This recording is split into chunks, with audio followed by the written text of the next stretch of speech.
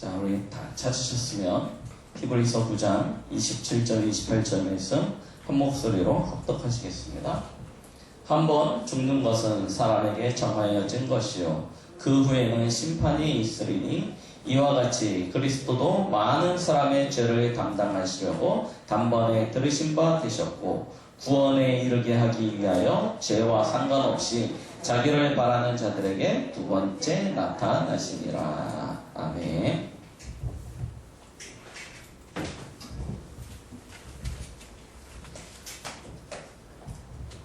저희는 오늘 추수감사주일 예배로 하나님 앞에 영광을 돌리고 있습니다. 2020년 참 힘든, 또 우리가 느끼기에는 어려운 시간들을 지냈다라고 생각되어지실 것입니다. 그래서 우리가 감사의 제목을 찾고자 하면 도대체 뭘 감사해야 되지? 무엇이 감사할 것이 있지? 라고 생각되어질 수도 있습니다. 그런데요, 조금만 우리가 깊게 생각해보면요, 우리의 생각을 다르게 하면요, 우리 안에 감사할 것들이 얼마나 많은지. 2020년 하나님께서는 원단을 통해서 우리에게 분명한 방향을 주셨습니다. 뭐라고 하셨냐면, 나를 살리는 언약에 집중해라, 민족 살리는 언약에 집중해라, 열방 살리는 언약에 집중해라. 하나님이 우리에게 어쩌면 코로나 시대가 닥치기 전에 미리 우리가 이 시대를 어떻게 살아가야 될지에 대하여 답을 주시고 시작하신 것일 것입니다. 왜 그렇습니까? 아무것도 할 수 없는, 진짜 무언가를 해보기에는 너무 어려운 시대가 되어졌습니다. 바깥으로 마음껏 다니지도 못하고 그전에 우리가 즐겼던 여러 가지 것들을 다 멈춰야 되고, 심지어 교회도 스톱돼야 되는 그런 시대를 살아가다 보니 어렵다, 힘들다, 이게 이미 우리에게 각인되어지는 그런 상태인데요. 그런데 그때 주신 답이, 미리 주신 답이 집중하라는 것이었습니다. 언약으로 집중해라. 그래서 아무것도 할 수 없는 시간표였던 것 같지만 사실은 가장 나를 정확히 볼 수 있는 시간이었고, 내가 얼마만큼 언약 가운데 서 있는지 확인할 수 있었고, 그리고 또 다시 집중으로 말미암아 나를 복음으로 세울 수 있는 그런 응답의 시간이 되었습니다. 이 한 가지만으로도 복음이 내게 개인화되어지고 언약이 나의 것으로 붙잡아졌다는 그 한 가지만으로 우리는 이미 모든 것을 다 받은 줄 믿습니다. 두 번째요, 어저께 뉴스를 보니까 그런 뉴스가 나왔더라고요. 프랑스는 3초에 한 명씩 입원을 한대요. 3분에 한 명씩 중환자실에 입원이 되어지고 있대요. 총리가 나와서 그런 발표를 했더라고요. 그거 보면서 야, 진짜 심각하구나. 우리나라 국가대표도 유럽 원정 나갔다가 지금 5명이 코로나 확진 걸려가지고 난리가 났지 않습니까? 이탈리아는 보니까요, 하루 확진자 수가 4만 명이 넘었대요. 지금 어마어마하게 이 코로나 이 질병이요, 전 세계를 강타하고 있습니다. 그런데 너무나 감사한 것은 우리 성도들은 한 명도 코로나와 상관없이 이게 건강해서요, 오늘 추수감사주일날 하나님 앞에 나와서 예배드릴 수 있다는 것, 이게 얼마나 큰 축복입니까? 그렇죠? 여러분들 가운데 한 명이라도 코로나 확진 걸려서 죽어야 돼요. 그러면 우리가 얼마나 아파하고 같이 힘들었겠습니까? 그런데 하나님이 우리 성도들을 지켜주셨어요. 우리 가정을 지켜주셨어요. 이것이 큰 은혜인 줄 믿습니다. 자, 거기에요, 하나님께서 우리가 힘들다, 어렵다, 그런 고백들이 나오지 않습니까? 거기에 지금 교회는 위기시대가 되어졌고요, 교회 폐쇄 시대가 되어져 버렸습니다. 그런데요, 하나님께서 우리 교회를 든든히 지켜주고 계시지 않습니까? 하나님께서 우리 성도들의 손길들 힘들다, 어렵지 않았지만 우리 헌금 나오는 것을 계산해 보면요, 하나님께서 우리를 어떻게 축복해 주시는지 알 수 있다니까요. 우리 가정, 성도들 가정에 실질적으로, 경제적으로, 물질적으로 모든 것을 축복해 주시는 것들을 보게 되었습니다. 그러면 사실은 우리가 주위를 둘러보지 않고 하나님을 바라보고, 우리가 세상만 기울이지 않고 하나님의 말씀을 바라보면 우리 안에 감사할 것들이 가득함을 확인하게 되어집니다. 우리 지난주 강단 말씀을 기억해 보십시오. 생사, 화, 복이 누구에게 있다고요? 하나님께 있습니다. 그래서 한 주간 우리에게 주신 말씀이 하나님을 누리자라고 말씀하셨습니다. 그 안에 다 있다니까요. 이스라엘 백성은 광야길을 걸어가는 것 같지만 성경은 하나님이 이스라엘 백성들을 하나님의 품 안에 어린아이와 같이 품으시고 안으시고 그 길을 가셨다고 기록하고 계십니다. 위기의 때일수록, 재앙의 시대일수록 하나님의 은혜와 사랑은 더 풍성하시고 그 긍휼하심은 크심을 믿으시기 바랍니다. 그 하나님이 우리를 도우시고 계십니다. 그 사실을 우리가 누릴 수 있다면 우리는 날마다 감사할 수 있게 되는 줄 믿습니다. 이 사실을 우리가 누리는 데 있어서 오늘 8번째입니다. 신앙의 발판 8번째, 시한부의 인생이에요. 항상 기억하십시오. 우리의 인생은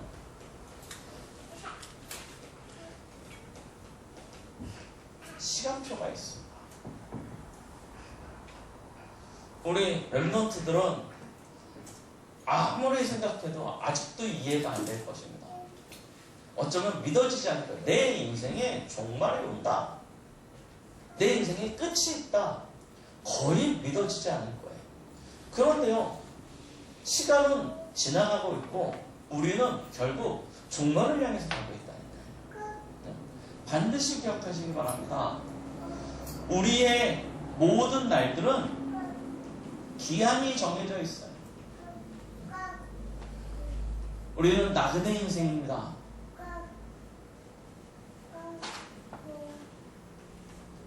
아무리 강건하다 할지라도 혹 120년을 산다 할지라도 결국은 끝이 온다는 거예요. 누구나 그 개인의 종말의 시간표가 반드시 오게 되어져 있습니다. 그때가 되어지면 한 사람도 예외 없이요, 전부 다 하나님 앞에 서야 되고요. 하나님 앞에 서는 그날은 오늘 저희가 읽었던 히브리서 9장 27절 말씀처럼요, 그때는 하나님 앞에서 심판을 받게 되어져 있습니다. 그래서 우리가 진짜 두려워해야 될 분이 누군지 아셔야 된다니까요. 사람들의 말이 두렵습니까? 시선이 두렵습니까? 진짜 우리가 두려워할 분은 하나님이십니다. 우리는 어느 날 누구나 다 하나님 앞에 서게 되어져 있는 거예요. 피해갈 수 없습니다. 그 날이 언제일지도 아무도 모릅니다. 어느 날 하나님이 부르시면 하나님 앞에 서야 되고, 하나님 앞에 서는 그날에는 우리는 하나님 앞에서 심판을 받게 되어져 있어요. 우리의 생사, 화, 복이 하나님 손에 달렸다니까요. 그 법칙에서 벗어나 있는 사람이 아무도 없는 것입니다.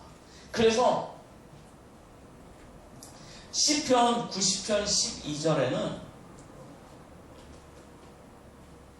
우리의 나를 계수함에 지혜를 구하는 그런 기도를 하게 되어집니다. 우리의 나를 계수함에 지혜가 있어야 된다니까요. 영원할 것 같다. 아닙니다. 반드시 온다니까요. 보십시오. 이 지구상에 존재했던 모든 나라들의 종말을 맞이하였습니다. 그것은요, 역사적으로 증명되어 있습니다. 한 시대 계속 종말 맞이하고 있습니다. 뭐 X세대, Y세대 막 얘기했지만 다 지나간다니까요. 시대가 종말을 맞이하고 있습니다. 그리고 개인도 마찬가지입니다. 반드시 종말의 시간표가 옵니다. 그래서 우리는 날 계수함의 지혜를 가지고 살아가야 됩니다. 이 지혜가 없으면 우리는 속는다니까요. 우리가 그래서 가장 두려워하고 우리가 가장 경외해야 될 것이 무엇인지 아는 것이 참된 지혜입니다. 우리는 하나님 앞에 서야 될 그 날을 바라보면서 하나님의 그 나라를 바라보고 그것을 누릴 수 있는 비밀을 가지셔야 됩니다. 우리의 육신은 늘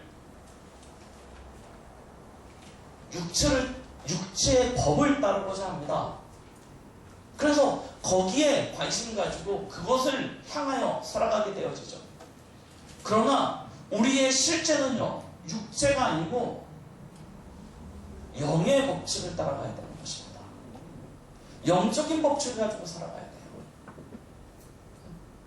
그래서 실제로 우리는 무엇을 바라볼 수 있는 비밀이 있어야 되냐? 하나님의 나라를. 이걸 바라보며 살아갑니다. 우리가 구원을 어떻게 받았습니까? 행위로 말미암아 구원을 받은 것이 아니고 믿음으로 구원을 받았습니다. 무엇을 믿는 믿음이요? 나의 능력, 나의 열심? 아니라니까요. 하나님을 믿는, 예수 그리스도를 믿는 믿음으로 말미암아 구원을 받았습니다. 그럼 예수 그리스도로 말미암아 구원받은 우리는 어떻게 살아가야 될까요? 우리는 내 힘과 내 능력으로 구원받는 것이 아니고 그리스도를 믿음으로 말미암아 구원을 받았기 때문에 우리의 삶 역시도 믿음으로 살아가는 것입니다. 나타난 현실이 아니고 믿음으로 살아가는 것입니다. 그러면 우리는 무엇을 남기고 가야 될까요? 그 지혜가 있어야 된다니까요. 여러분, 진짜 여러분들의 인생에 무엇을 남기고 가시겠습니까? 우리 자녀들에게 아파트 한 채 남겨주고 가면 성공한 인생입니까? 아니면 통장에 유산을 좀 넉넉히 남겨주고 가면 성공한 인생입니까? 아니면 우리 자녀들에게 어떤 기업을 하나 남겨주고 가면 성공합니까? 아닙니다. 그것들로 우리 자녀들을 지켜줄 수가 없어요. 우리 후대를 그것으로 우리 후대들에게 닥치는 재앙을 막을 수 없습니다. 그래서요, 우리는 무엇을 남길 것인지에 대한 그런 지혜도 있어야 된다니까요. 어떤 것을 유산으로 주고 갈 것입니까?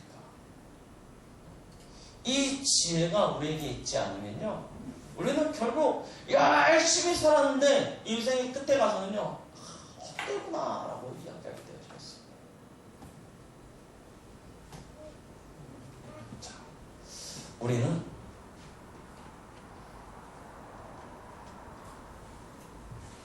믿음의 법으로 살아갑니다.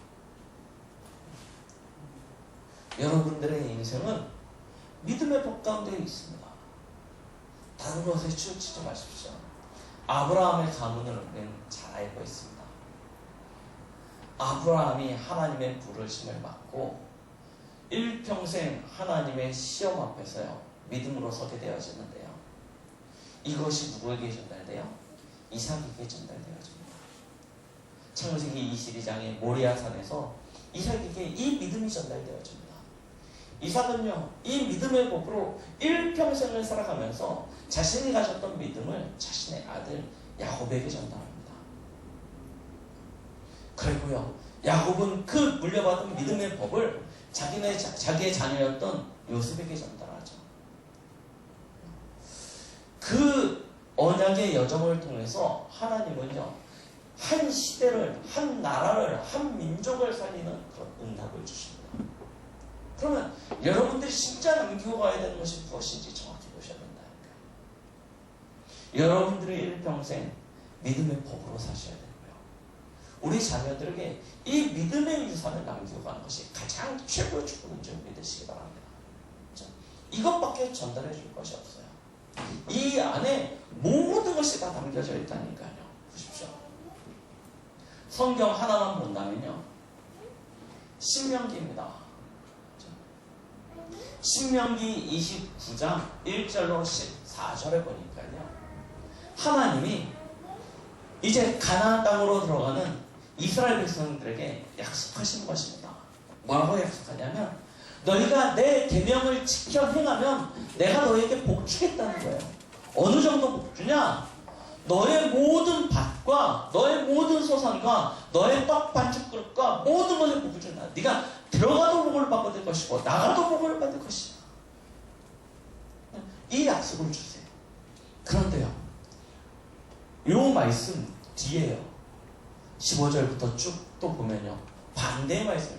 그러나 너희가 이 말씀 가운데 거하지 않으면, 이 말씀을 지켜 행하지 않으면 뭐가 온대요? 저주가 올 것에 대하여 말씀하고 있습니다. 믿음의 법으로 우리는 살아가게 되어져 있습니다. 그래서 늘 말씀 안에서요, 우리의 여정을 걸어가야 되는 것이죠. 여러분들이 이 응답을 누리시면서 뭐 하시면 되냐면, 여러분들의 인생의 여정을 우리 후대 앞에 기념비로 남길 수 있을 만큼요, 도전하시기 바랍니다. 현실은 계속 우리를 미혹하고 유혹할 것입니다. 상황은 계속 우리를 시험 가운데 들게 만들 것입니다. 그러나 현실도 아니고 상황도 아니고요, 하나님이 우리에게 약속하신 그 약속, 그 말씀을 믿음으로 붙잡고요, 우리는 도전해 나가는 것입니다. 어느 정도가 되어지면 되냐? 우리 자녀들이 우리 부모님들의 믿음을 바라보면서 고백할 만큼이요. 우리 찬송가 중에 있지 않습니까? 나의 사랑하는 제 피로 깨어졌어. 어머니의 무릎 위에 앉아서 재미있게 듣던 말, 지금까지 내게 있어요.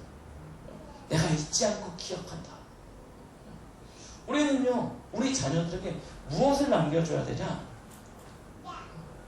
어머님의 손때 묻은 그 성령제, 그 믿음의 기념비를요, 우리 자녀들에게 남겨주고 가야 되는 것입니다. 이게 우리가 가져야 될 참된 지혜라는 거예요.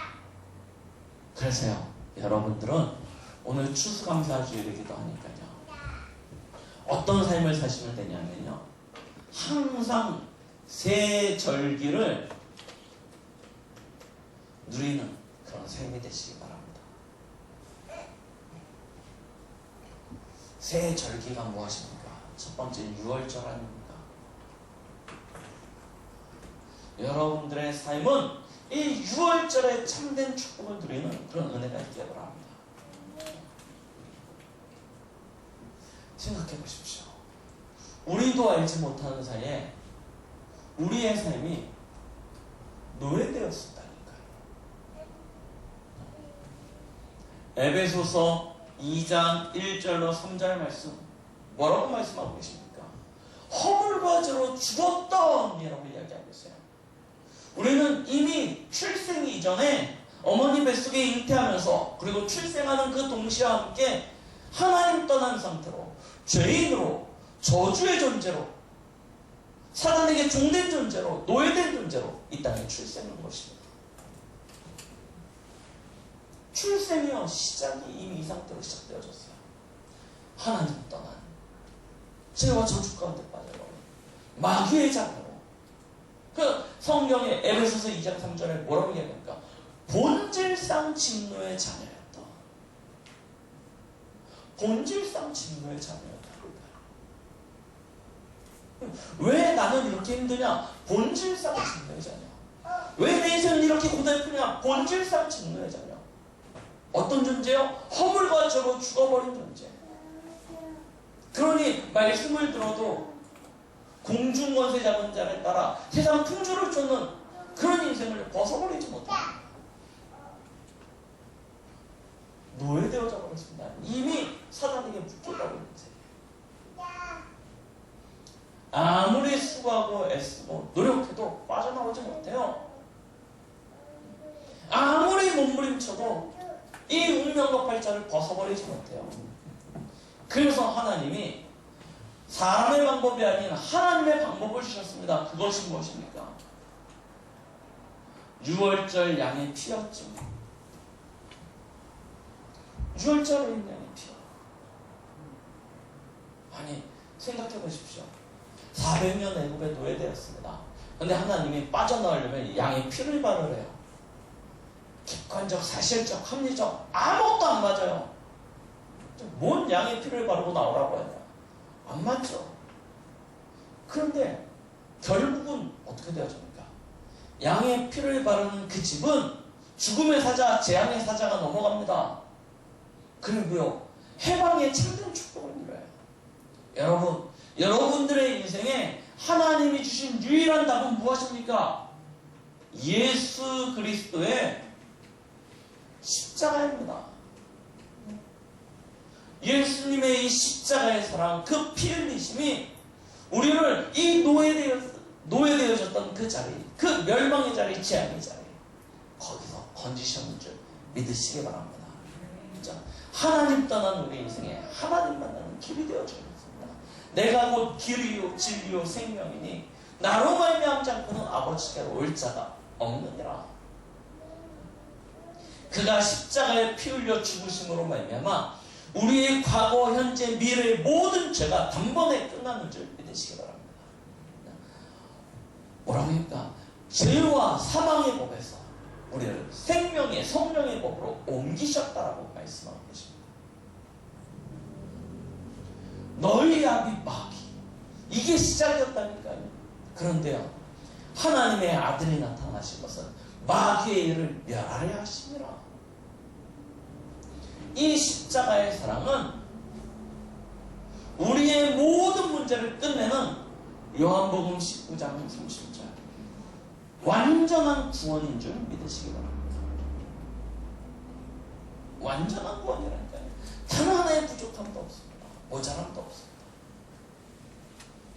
이 십자가의 죽으심, 이 십자가의 사랑이 나를 고린도후서 5장 17절 이전 것은 지나갔으니 보라 새 것이 되었도다. 우리의 인생을 새롭게 만들어버렸어요. 어떻게요? 요한복음 1장 12절 영접하는 자 곧 그 이름을 믿는 자들에게는 하나님의 자녀가 되는 권세를 주셨으니 전에는 마귀의 종된 마귀의 자녀된 신분으로 본질상 진노의 자리였는데 이제 예수 그리스도를 믿는 우리는 하나님의 자녀.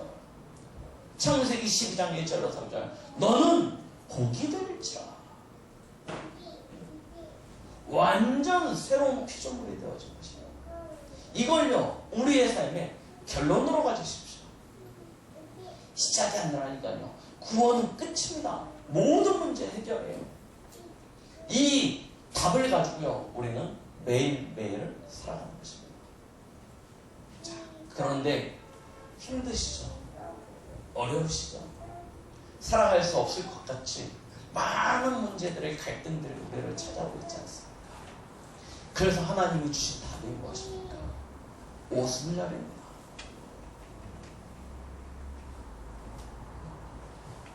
우리는 이 날을 초막절이라고 부르기도 합니다.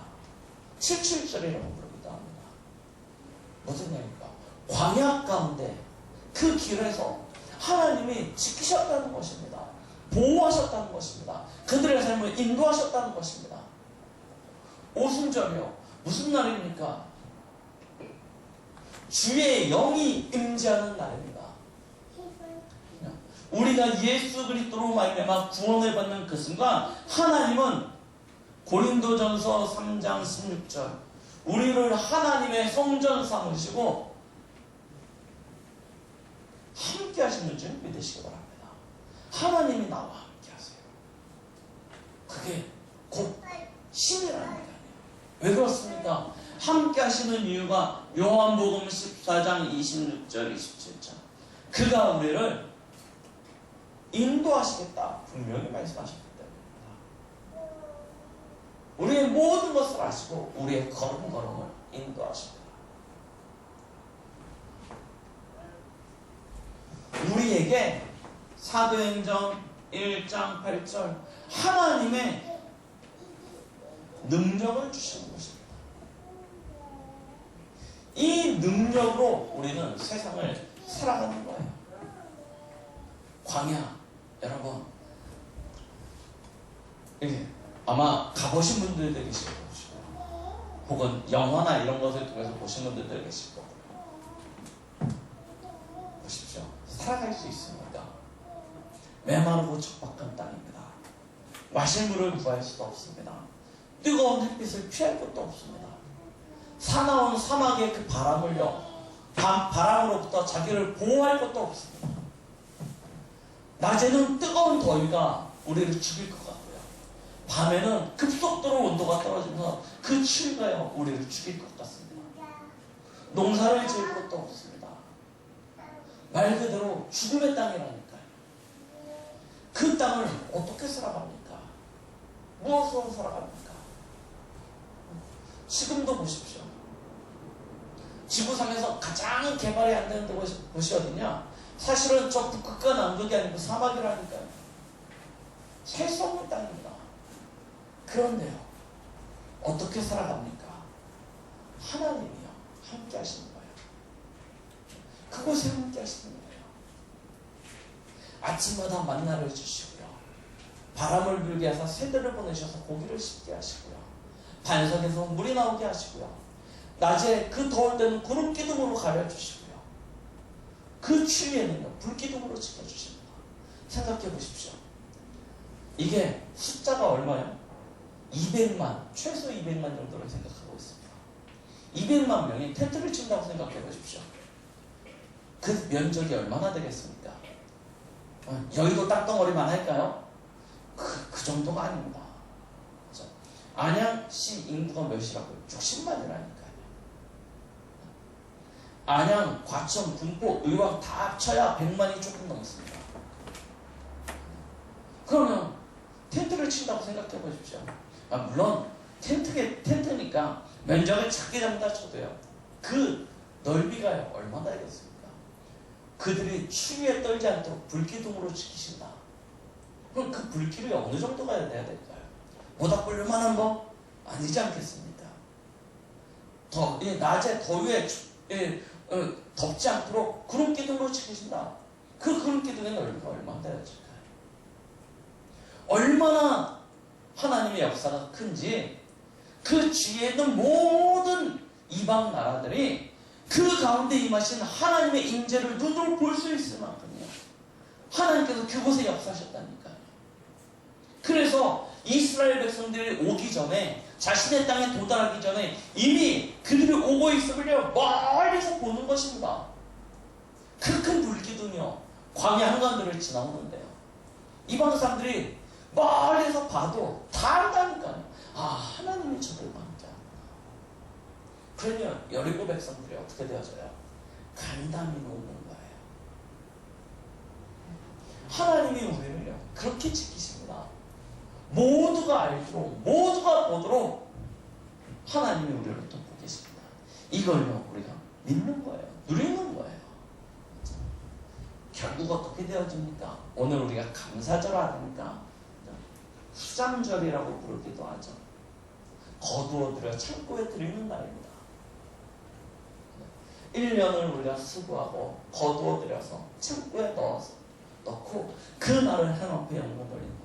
무슨 이야기입니까? 마침내 가나안 땅을 차지하게 되어진다니까요. 승리하게 되어지는 것입니다. 이 사실을요 우리는 실제로 누리는 것입니다. 예수 그리스도 안에 들어왔다, 끝난 거예요. 창세기 1장 27절 28절 원래 인간의 축복 회복한 것입니다. 어느 정도입니까? 창세기 12장 1절로 3절 복이 되어졌다니까요. 복의 근원이 되어졌습니다. 기억하시기 바랍니다. 하나님은 저와 여러분들을 통해서 땅끝까지 살리는 그런 응답을 주실 것입니다. 이 사실을요 우리가 실제로 누리시면 됩니다. 어떻게요?